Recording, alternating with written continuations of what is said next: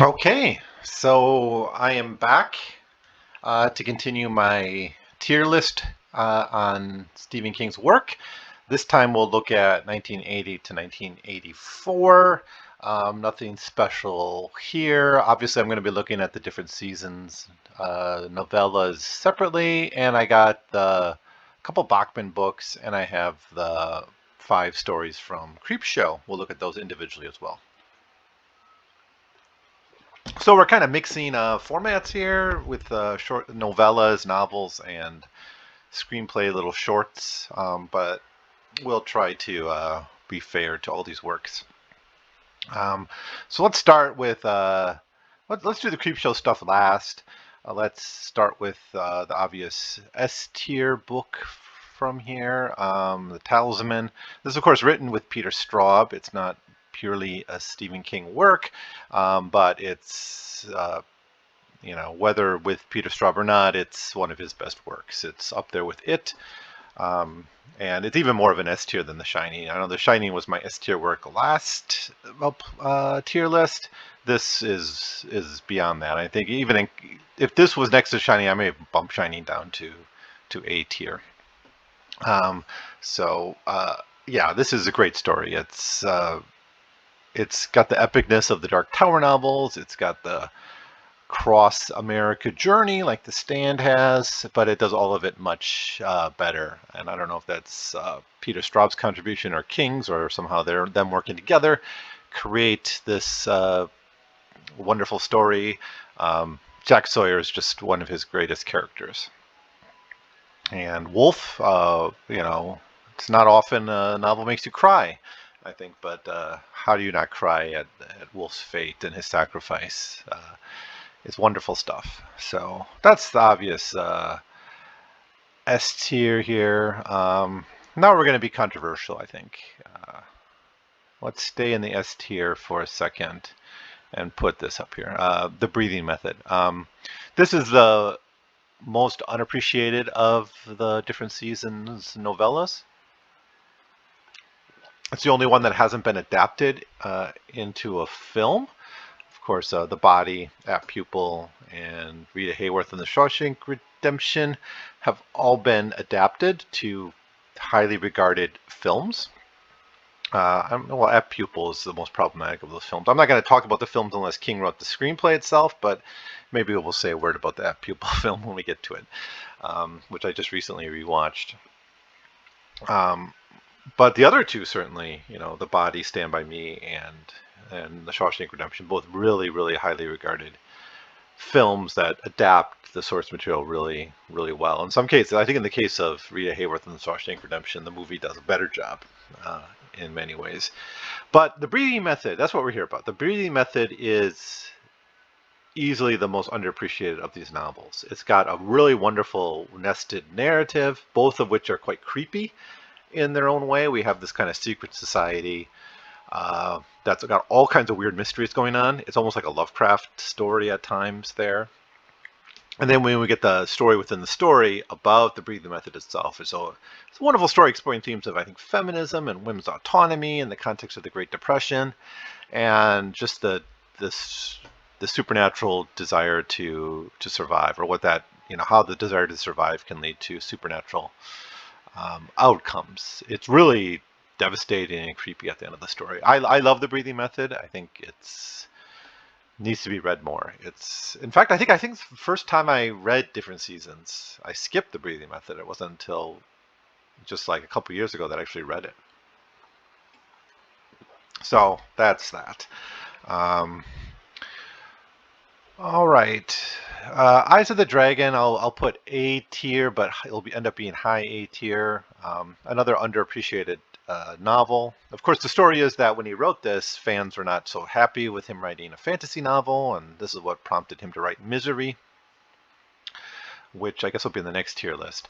But Eyes of the Dragon definitely is a fabulous story about a prince who gets framed for the murder of his father and gets trapped in the tower, the tower called the Needle, and he escapes. And the way he digs into the characters here, it's King at his best in digging into the characters, and they're so well formed. Everyone from the jailer to the new king, which is the prince's brother, the prince himself, the king who dies early in the book, but he's a well-developed character. Flag is fairly well developed, and then the allies of the prince, the judge, so many characters well developed here in a relatively short novel. Last time I read it, it just took me basically a day and a half to read through, and that was the audiobook version. So really, really compelling stuff. The escape is wonderfully presented, and I think the storytelling style is great. You see King really doing something different here, playing with the, the narrative style of the folk of the fantasy story, and the very breaking the third wall kind of storytelling. I guess the characters don't break the third wall, but the narrator is very much engaged with you as the reader. Um, telling you, you may not believe this, or you should believe this, or I can't tell you the details about this. You'll just have to use your imagination, which is what oral storytellers do. There's a line in Misery where Paul Sheldon says, like, I don't tell stories good, I write stories well, and that's not King. I mean, you can tell King is like telling the story to you. It's so oral. It's so much a verbal storytelling experience, and it's just beautiful. It's really heart wrenching at times, and you know, oh yeah, it's just great. It's great. It's maybe it should be higher. Maybe I'm tempted to put it up here in S tier, but there's so many good novels from this period. We have to split them up a little bit. All right. If I'm going to be controversial, I'm going to stay there. Roadwork. It'll end up being down here somewhere, but Roadwork is A tier too. This is the best of the Bachman books, hands down. It's the second in the new edition of the Bachman books. If you buy it, it was third in the original, the one that had Rage. I talked about Rage in the last tier list. I think this is the best of the Bachman books.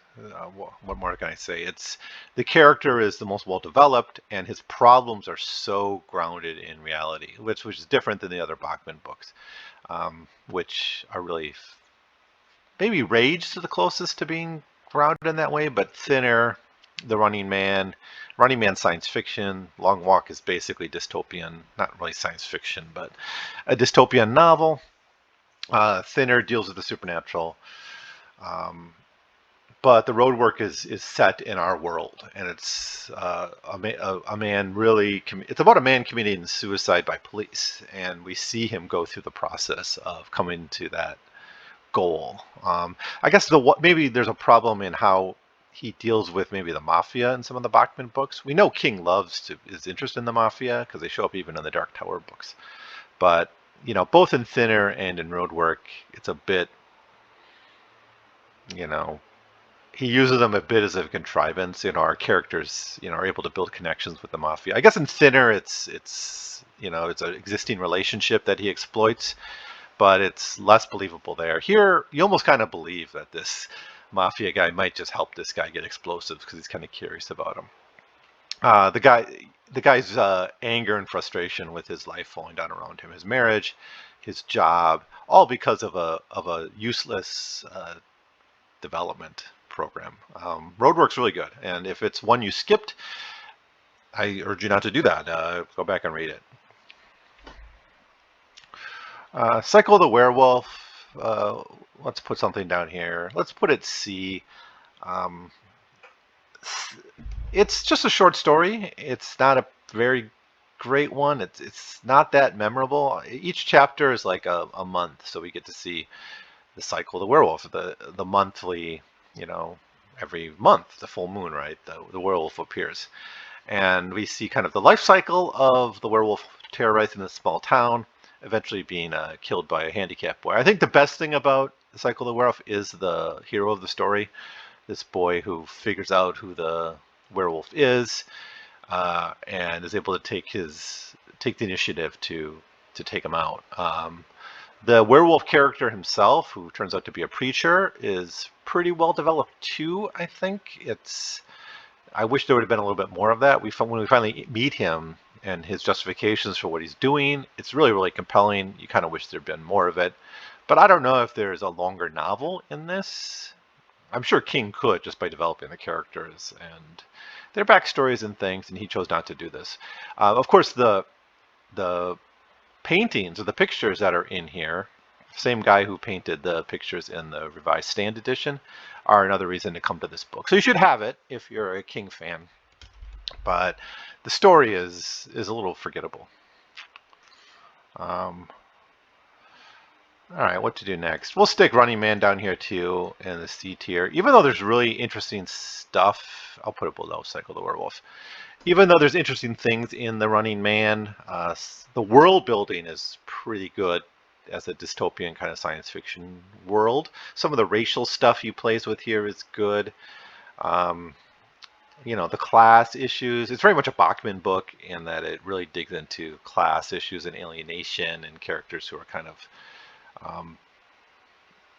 embittered and dealing with a lot of personal problems and maybe not dealing with them in the right way or the most positive way.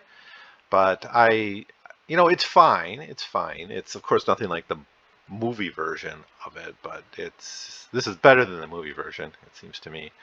But I don't know. I think it's not great. It's one of my least favorite of the Bachman books. And we have another Bachman book here, Thinner.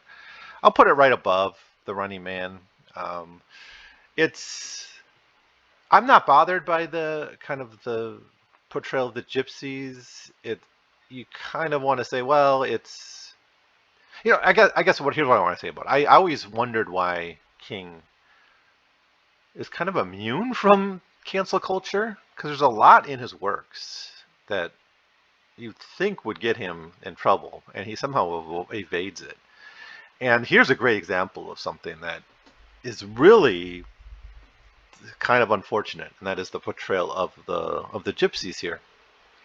Every gypsy cliche, and you could say, well, it's King playing with the tropes, and it's a Bachman book, so we can get away with it. But I don't know. But that's not what bothers me about this book so much. Is it's just the characters are so nasty. The gangster turns out to be one of the best characters, and he ends up sacrificing himself for his friend, but you don't really know why. It's not really clear to you why he does that. So, anyways, that's what I'll say about it. Oh, and his decision at the end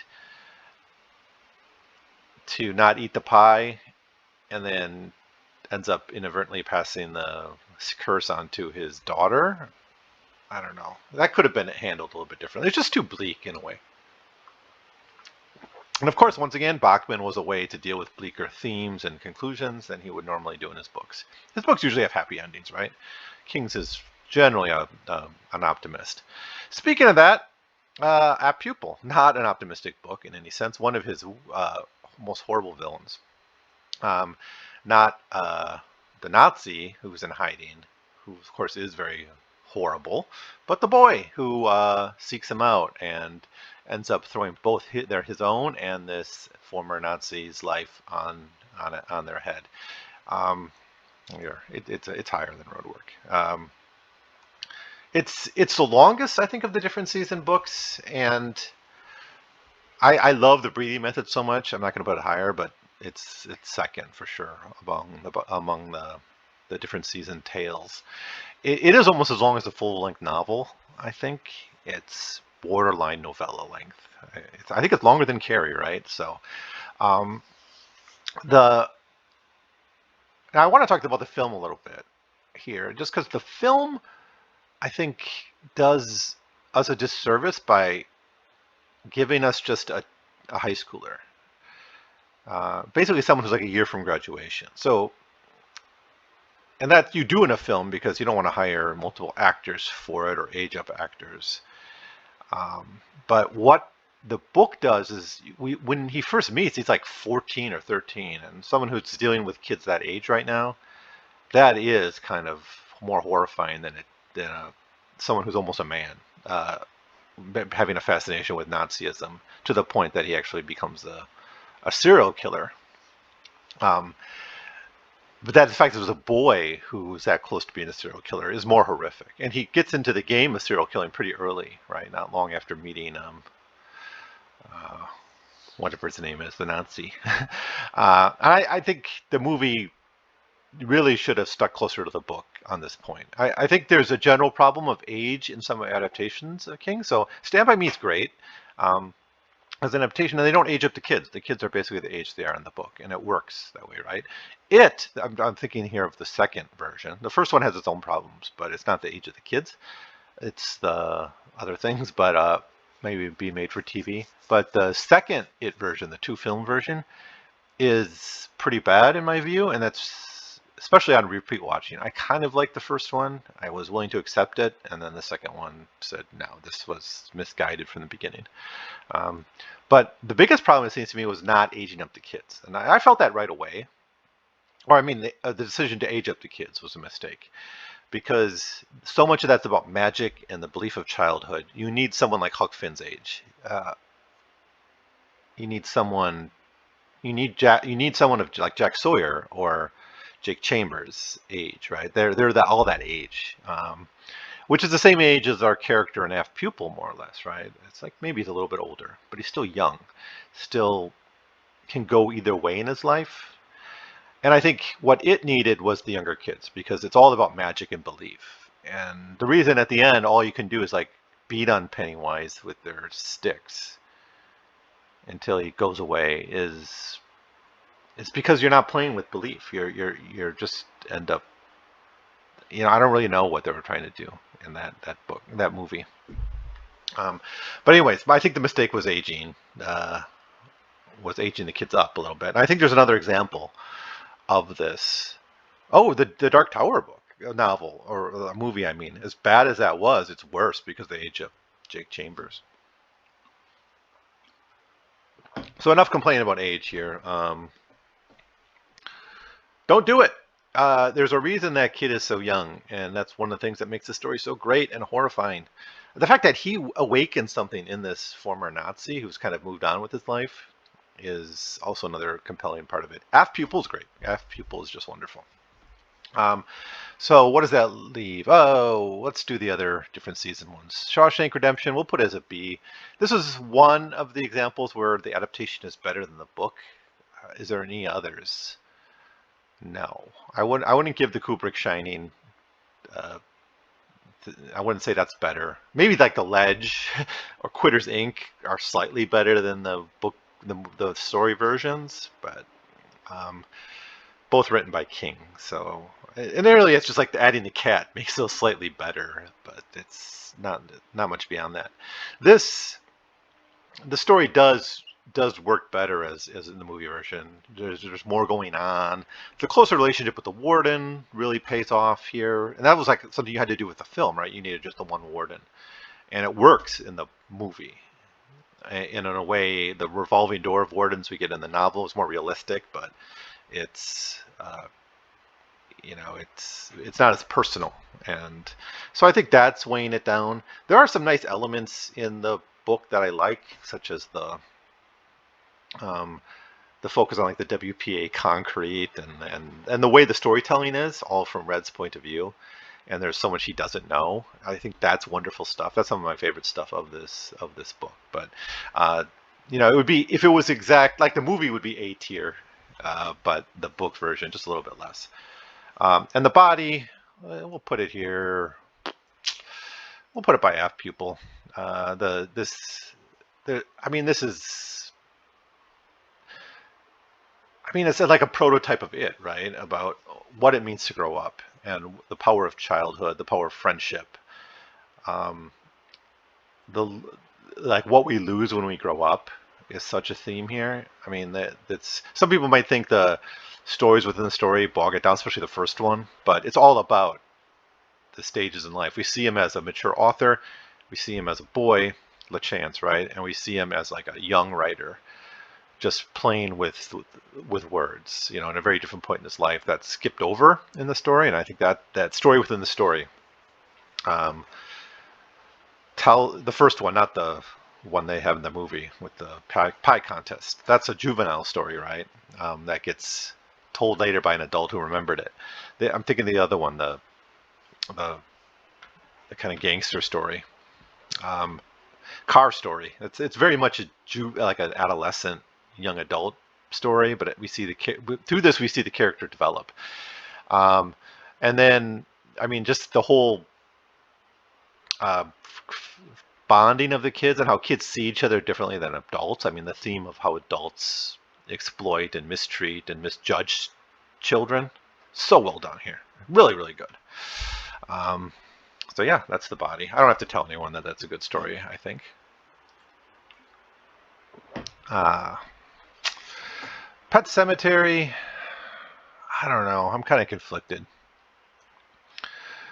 I don't want to read. I think I've read this book too many times. I don't know if I want to read it again. I recently just reread it and I was kind of bored, maybe because it's not one that I think needs repeat reading. Perhaps the Wendigo stuff I think is great, and I wish just one of the adaptations would actually develop the Wendigo stuff. The book just is really creepy. One other thing I really like about Pet Cemetery is the something I talked about in one of my videos, which is this theme of the old stand watch. That's maybe most clearly talked about in Pet Cemetery with Judd Crandall. I mean, there's times where Louis Creed literally sees like his lights on and he thinks, oh, the old stand watch. And he has the stories. He's the oldest man in town, so he has the stories. He remembers the things, and how the whole Micmac burial ground is something that gets passed on generation to generation. And the stories are known to the older generations and either kept secret or revealed at certain points. So that stuff I think is more compelling. That and the Wendigo stuff with the Indian burial ground and what that actually means. Is it a curse of the Indians who are having their lands taken in a way? It almost sort of works that way thematically, even though it's pretty clear the Indians were using this too. So they didn't create the Wendigo there, but somehow it is a curse that's passed to the white man as this land is stolen, right? And there's a reason Judd Crandall and Stephen King, through Judd Crandall, talk about the Micmacs and their lawsuits and who owns the land, who owns this curse, right? And it is the white man's curse now because they stole the land and they have to pay the price of doing that. Really good, really scary too, I think. One of my first exposures to Stephen King was the movie version of Pet Sematary, which he actually wrote the screenplay for, so we'll come back to it later on in a future tier list. Firestarter we'll put up here. That might be controversial. I've looked at different rankings, and rarely do I see people put Firestarter above Carrie, and I'm obviously doing that. Carrie was A tier. Daddy-daughter book, maybe that's why it's close to my heart a little bit. And daddy and daughter on the run from the government. So there's great stuff here. I mean, like, if we just take the characters one at a time, they're all so compelling and richly described. Rainbird, the villain of the story, his motivation, his desire to kill Charlie McGee, but also his love for her is so complex and interesting, and maybe the most interesting relationship in the book, right?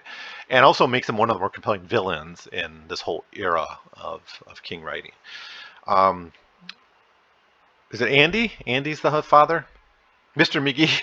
Andy, I think it is.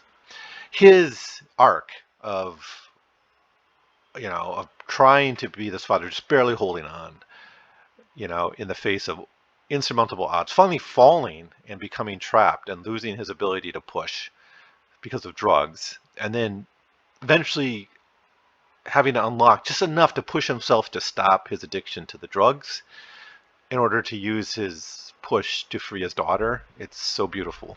And he's another character that I just think, one of the great King heroes, more so than Charlie McGee. And I don't know about the new adaptation. I'll have to watch that, I think. I'm worried about the trailers. The trailers really scared me because it seemed much more about the power and the special effects than these relationships. But anyways, back to the book. And then Charlie's relationship with her power and how you go from, like, early control was parental, instinctual. Not instinctual. That's the wrong thing. The instinct is to use the power, but the parental control, like, it's compared to potty training, right? This visceral disgust she has with using her power, but she's forced to survive. And then you have an institutionalized co-option of that power in the shop, And then at the end of the book, you have her, through her father and the shop and Rainbird, able to unleash that power and her ability to control it.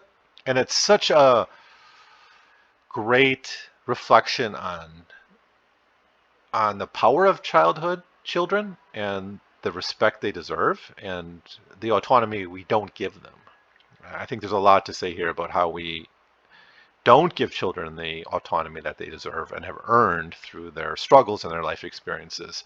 But we say, oh no, you got to wait to drink till you're 21. You can't drive until you're this age. You can't watch this thing. You can't vote. We're going to, you know, put you in this box. We're going to make you go to school all the time because you're not capable yet. And that's how we treat children. We treat children like, kind of like prisoners that we can control or remake into our own image rather than as free agents who can do what they want. And that's what the story's about. And it's beautiful. And here, let's do that. I love it that much. Dark Tower, the Gunslinger. I'm taking here the original version, which I'm kind of working off memory. I know of the changes intellectually. I love the Dark Tower so much. And this will probably be the lowest of the Dark Tower books. And I like it. I do like the Gunslinger. I might put the rewrite of the Gunslinger a little bit higher.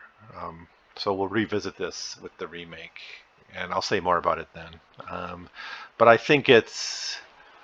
You know, I think Roland is a character that's purposely presented in a troublesome, unlikable way. But it's... Until you know Roland. If you just take this book on its own, I think it's flawed. As a part of the Dark Tower, obviously it goes up a little bit, but he's so unlikable here. And it wears down the book. And the prose is weird at times. Once you get into drawing the three, the Dark Tower totally changes its its character. Christine, let's put at the end of B. This is a book that grew on me in my recent reread of it. I even like the ending. A lot of people seem not to like the ending, but I'm enjoying the ending quite a lot. I think when I started seeing this more as like a king's approach to a Lovecraftian tale of body swapping, I think I like it more when I think of it that way, where it's really about Arnie and LeBay, and Christine's just the kind of the agent of LeBay's body swapping. It's almost like the case of Charles Dexter Ward, and where you have a generational, someone who tries to live forever through magic, and Christine just happens to be the something he's able to project his power onto. I think the movie version, the Carpenter movie version, makes Christine evil from the beginning, rather than something that's made evil by LeBay's machinations. If LeBay really did sacrifice his daughter and wife in Christine to give her this power, that's fascinating. That's good. That's good stuff. And how he's stuck in 58, and the music all comes from 58. Like the last thing Christine plays in the final battle with Arnie's friend is "Waiting for School" by Ricky Nelson, which is 1958, which is of course the year model of the car. You can tell King was having so much fun with the music and the 1950s vibe. That's great. I think the shop that Christine's at and Arnie's using and his work, that's all pretty interesting stuff in my reread of it.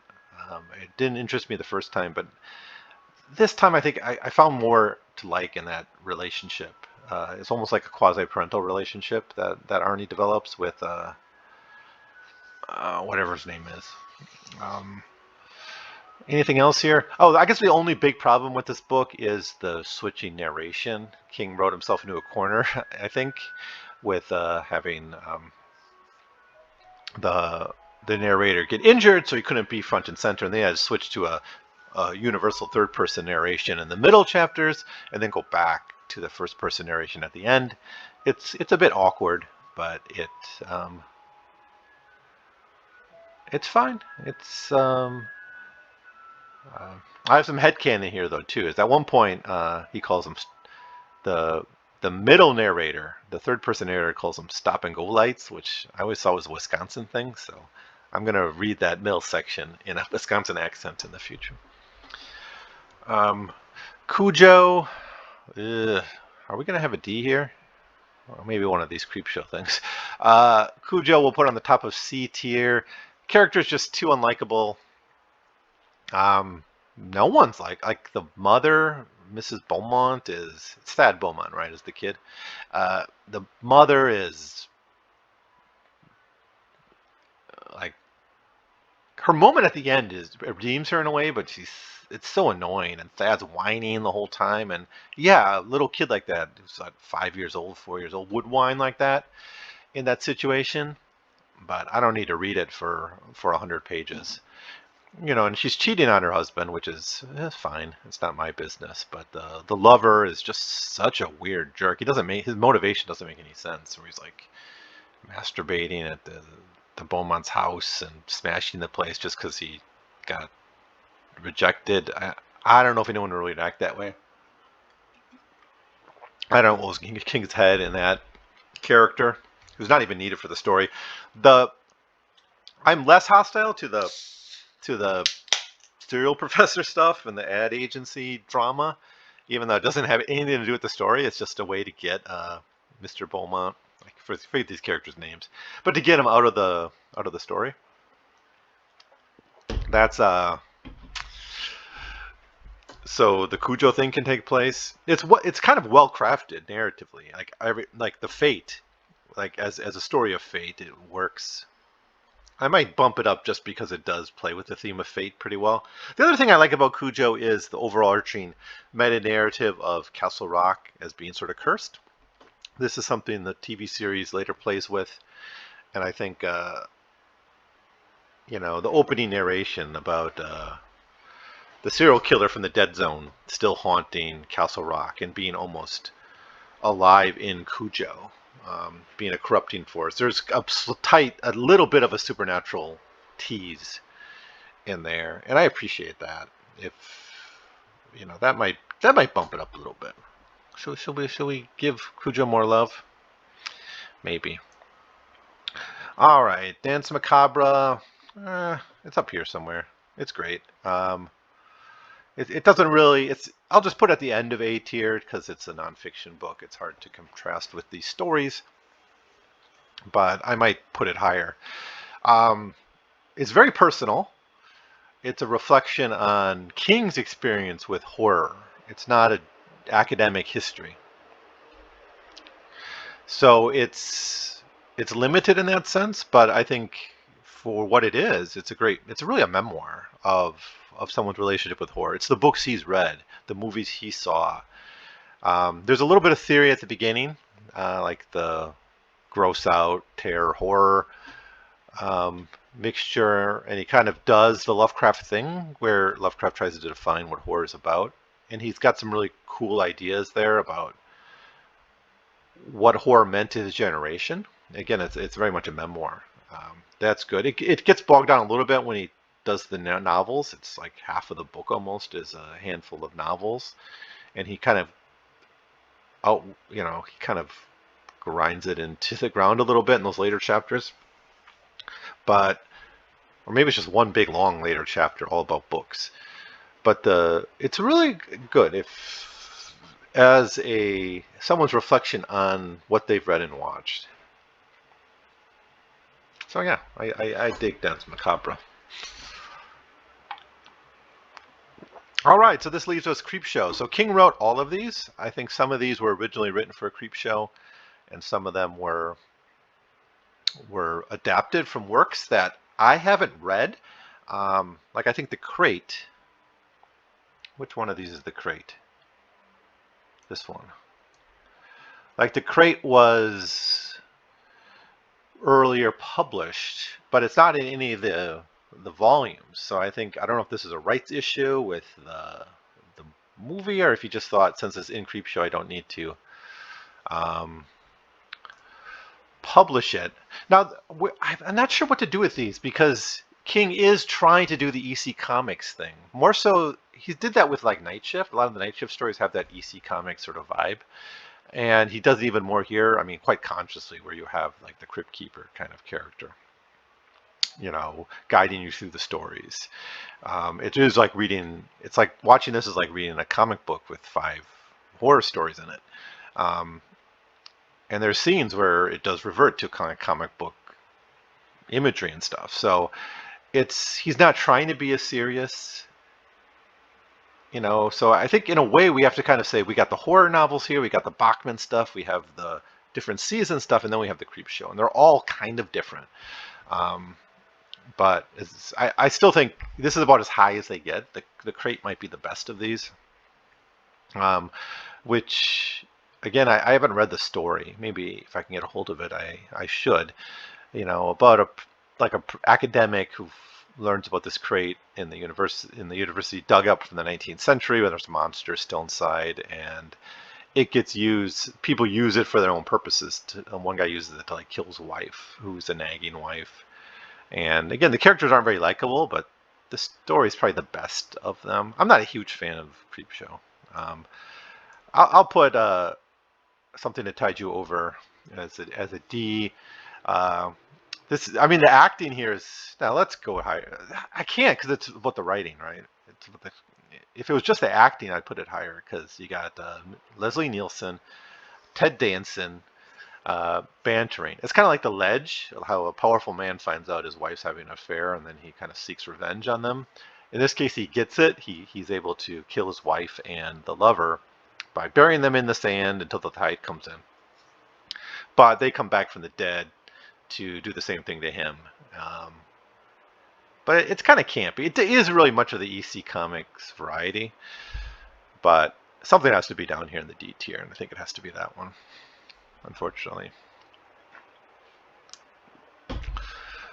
No, let's put it at the bottom of C, and then we'll put this one. What was the name of this one again? They Creep You Out or something like this. It's about when you watch this, you don't even know what's going on. I think it took me a while to even realize that this guy was some kind of recluse living in this weird science fiction automated house underground somewhere.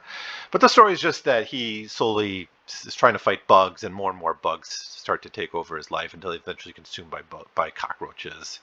And yeah, whatever, stupid. We'll put the Jory whatever, the lonesome death of Jory Verrell. We'll put it up here with B. We'll put it with the Crate. Of course, King acted in this one. He has a cameo in here. I guess I have an affection for this one partially because it does remind me of The Color Out of Space by Lovecraft. I think that was probably on purpose. Where you got the body horror tied with the meteorite coming. The Color of Space, some of the best stuff in there is the body horror that comes and the weird stuff that happens as a result of this encounter with a extraterrestrial alien of some sort. In this case, he just becomes a plant, right? Until he eventually kills himself. And then Father's Day. Father's Day will be in the middle of the Creepshow stories. It's the first one in the story. None of the characters are likable again, which is pretty normal in the Creepshow stories. It's about a father who's kind of being misused by his descendants, dies. He's actually murdered, and he gets his revenge on Father's Day during a party. Supposedly set up to memorialize them, or someone else's birthday, but he comes back because it's Father's Day. He wants his cake, right? But he's actually using this as an excuse to murder people. It's just another back from the dead kind of thing. It's very similar in a way to Something to Tide You Over. So that's that. So I don't know. Is there anything controversial here? I think these, maybe putting these as S tier. It's just me. Maybe you have your own opinions. So let me know what you think of any of these. If you really disagree with any of them, I'd love to hear what you have to say about it. So the next tier list will cover 85 to 89, and it's going to be a much longer one because we're going to have Skeleton Crew and we're going to have Cat's Eye, and I'll do all 3 Cat's Eye stories separately. I think we're a little bit fewer novels. He slowed down a little bit in his novel writing. He wasn't doing the 2 a year with the Bachman King, but we're going to have a lot of short stories with the Skeleton Crew. I think there's something like 22 in Skeleton Crew and then 3 in Cat's Eye. So that's what we have to look forward to. So review those Skeleton Crew stories. Review Cat's Eye, and what other novels from that period? It's not yet 4 past midnight. The Dark Half, Tommy Knockers.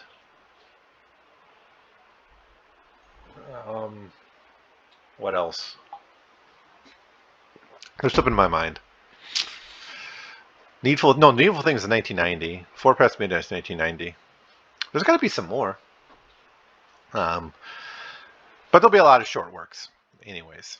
So again, let me know what you think of these stories. Again, we got kind of different groups here. We got the Talisman as his own kind of thing. We have the King novels. We have the standalone. We got the different season stories, which kind of go together. We got the 3 Bachman books, which sort of go together, and we have the Creepshow stories. And we got 1 nonfiction book. Wow, how prolific he was in the early 80s. Beautiful, wonderful to watch, and so fun to read through it. So anyways, that's it for now. See you when I come back with the next tier list. I have to read a few novels before I get there, so it won't be up for a while. Anyways, thanks.